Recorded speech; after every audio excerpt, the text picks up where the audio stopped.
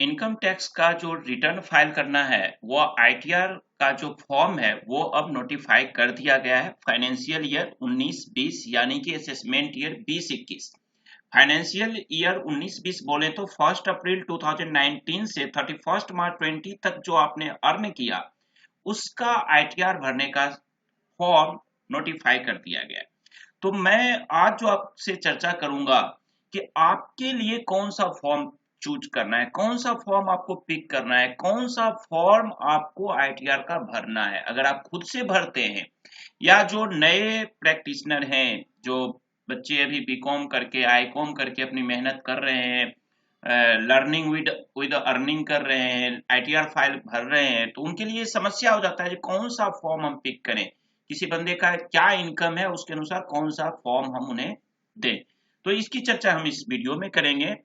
इससे पहले आपको मैं एक चीज और बता दूं कि आज ही 2 जून 2020 को 7 आईटीआर होते हैं। टोटल आईटीआर के जो फॉर्म है वो 1 to 7 आईटीआर फॉर्म्स होते हैं, जिसमें ITR-1 अब पोर्टल पे भी आज आ चुका है। ये भी आप यहां से देख सकते हैं कि आपको ITR-1 अब पोर्टल पे आ गया है, तो इसको आप डाउनलोड कर सकते हैं। ये देखिए असेसमेंट ईयर 2021 का ITR-1 पोर्टल पे आ चुका है। यहाँ से आप एक्सेल डाउनलोड करके ITR फाइल कर सकते हैं या ऑनलाइन बिना एक्सेल डाउनलोड किए भी आप कर सकते हैं। तो चलिए सबसे पहले अभी हम चर्चा करेंगे मेन चीज जो है, जो आईटीआर, कौन सा आईटीआर आपको पिक करना है इस टॉपिक पे। उसके साथ मैं आपको इस वीडियो के बाद आपको एक दूसरा वीडियो बता दूंगा कि आपको आईटीआर फाइल करने के लिए, ITR-1 फाइल करने के लिए क्या क्या डॉक्यूमेंट्स की जरूरत पड़ती है। वो डॉक्यूमेंट्स की आप व्यवस्था कर लीजिए, अरेंजमेंट कर लीजिए, अरेंज कर लीजिए। और नेक्स्ट वीडियो जो थर्ड वीडियो होगा इस पे, वो मैं आपको बताऊंगा कि ITR-1 आप मेरे साथ लाइव फाइल करना कि किस तरह से फाइल करते हैं। जो लर्निंग वाले हैं, सीखना चाहते हैं, वो सीख लीजिए ताकि आप दो पैसा कमा भी सकते हैं, अर्न कर सकते हैं। सबसे पहली बात हम करते हैं ITR-1 की। एज वी नो कि टोटल आईटीआर जो होते हैं 7 होते हैं, ITR-1 to ITR-7। ITR-1 किसको भरना है? ITR-1 को हम सहज फॉर्म भी कहते हैं। ITR-1 जो है वो एक इंडिविजुअल के लिए है और साथ ही HUF के लिए है। तो वैसा इंडिविजुअल जो रेसिडेंट हो, याद रखिएगा कि जो रेसिडेंट हो वो बंदा इस आईटीआर को फाइल करेगा। नॉन रेसिडेंस जो है, NOR नॉट ऑर्डिनरी रेसिडेंट जो है, उसके लिए ITR-1 नहीं है। साथ ही आपकी इनकम 50 लाख रुपया से ज्यादा नहीं होना चाहिए, not more than 50 lakh rupees, यानी 50 लाख तक आप कमाते हैं, इंडियन रेसिडेंस हैं।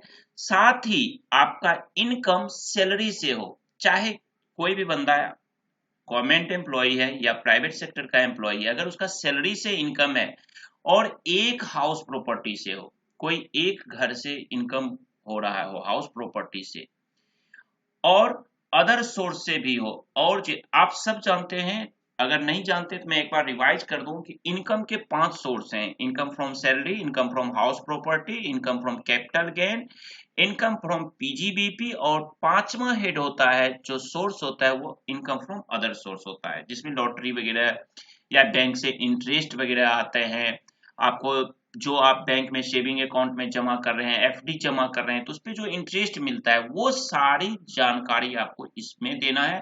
साथ ही अगर आपके पास कुछ जमीन है, कुछ एग्रीकल्चर लैंड है, और उस लैंड से आपको, कृषि भूमि से अगर आपको 5,000 रुपये तक पर साल इनकम होता है तो आपको भरना है ITR-1। आई एम होपिंग कि आपको क्लियर हो गया होगा कि ITR-1 किसे फाइल करना है। साथ ही उन लोगों को ITR-1 फाइल नहीं करना है जो किसी कंपनी में डायरेक्टर हैं या वे अनलिस्टेड इक्विटी शेयर में इन्वेस्टमेंट किए हैं। देखिए, अगर कोई बंदा किसी कंपनी का डायरेक्टर है, इसका मतलब ये नहीं कि वो कंपनी का मालिक ही है, बिजनेसमैन भी है।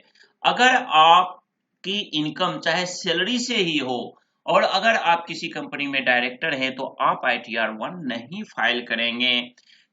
पहली बात क्लियर हो गई। और आपका इनकम मोस्टली अगर देखें तो डायरेक्टर हो जाने के बाद आपकी इनकम ₹50 लाख से मोर देन हो जाता है।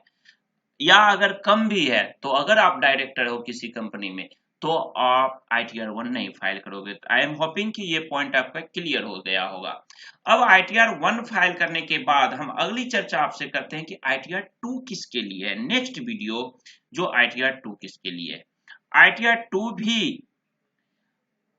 इंडिविजुअल और HUF के लिए है, लेकिन उसका बिजनेस जो है, उसका जो इनकम जो है, उसका जो धंधा पानी का जो जुगाड़ है, वो जो जरिया है वो आपको PGBP से नहीं होना चाहिए। पहली बात ये क्लियर कर लीजिए। और इसे NRI भी फाइल कर सकता है, साथ ही रेसिडेंट वाला तो कर ही सकता है, NRI भी ITR 2 को फाइल कर सकते हैं। उसके बाद अगर आपका कैपिटल गेन से कोई प्रॉफिट हुआ है, इनकम है, तो उसको भी आप इसमें शो कर सकते हैं। एक से ज्यादा घर से, मोर देन 1 हाउस प्रॉपर्टी, अगर आपका बिजनेस है, अगर आपको इनकम है, रेंट पे लगा हुआ है, तो उससे जो इनकम हो रही है उसको भी आप इसमें शो कर सकते हैं। और साथ ही एग्रीकल्चर इनकम अगर आपका 5,000 से ज्यादा रुपये का है तो आप इसको फाइल कर सकते हो। साथ ही अगर आपका हॉर्स रेस से या लॉटरी से विनिंग करते हैं तो भी आप ITR 2 फाइल कर सकते हैं। और इसमें भी वही कंडीशन है, इसे कौन फाइल नहीं कर सकता है, तो जो अगर किसी कंपनी का डायरेक्टर है या किसी कंपनी का मालिक है यानी बिजनेसमैन है तो वो ITR 2 फाइल नहीं करेगा। अगर हम एक्चुअली देखें तो वो बंदे ITR 2 फाइल कर सकते हैं जो ITR 1 को पिक नहीं कर पाते हैं, फॉल नहीं कर पाते हैं, उससे रिलेटेड जो उनका इनकम है थोड़ा बहुत ज्यादा है और वो ITR 1 में नहीं फॉल करते तो वो ITR 2 फाइल कर सकते हैं। अब मैं आपको लेके आता हूं ITR 3 पे कि ITR 3 किसे फाइल करना है। अब ITR 3 फाइल करने से पहले मैं आपको बताऊंगा आपको कि ITR 4 किसे फाइल करना है। ITR 3 को मैं यहाँ पे पॉज कर रहा हूं, बाद में ITR 4 के बाद में आपसे इस पे चर्चा करूंगा। अब ITR 4 जो है वो आपको क्लियर लिखा हुआ है कि कौन इसे फाइल कर सकता है। सबसे पहली बात, कोई भी इंडिविजुअल, HUF एंड फर्म, ध्यान रखिएगा LLP नहीं फाइल करेगा ITR 4। ये जो ITR 4 सुगम है ये आपको इंडिविजुअल HUF या फर्म कर सकता है फाइल, और जिसकी टोटल इनकम, याद रखिएगा, total income up to 50 lakh rupees हो। देखिए मोटा मोटी अगर आप देखें तो ये ITR 1 से मिलता जुलता है, ठीक है। And having income from business and profession which is computed under section 44 AD, 44 ADA और 44 AE। ये जो सेक्शन है 44 AD, 44 ADA एंड 44 AE, इसे हम बोलते हैं प्रिजम्पटिव बिजनेस। प्रिजम्पटिव बिजनेस जो होता है इसमें ये तीनों सेक्शन है। इसके लिए मैं आपको एक अलग से वीडियो बनाया हूं और इस साल भी मैं एक डिटेल में बनाऊंगा। मोटा मोटी अगर मैं यहाँ बताऊं तो 44 AD का जो होता है इसमें क्या होता है, एक कुछ टर्नओवर का कुछ परसेंट आपको एज ए इनकम शो करना पड़ता है और आप इसमें एक्सपेंस जो होता है उसे क्लेम नहीं करते हो।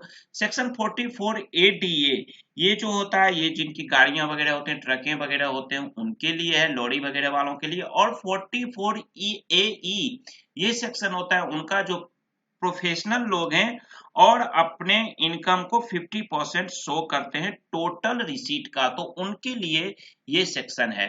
तो ये फॉर्म उन लोगों के भरने के लिए है। अब सवाल होता है ये कि ITR 4 को कौन बंदा नहीं फाइल कर सकता है।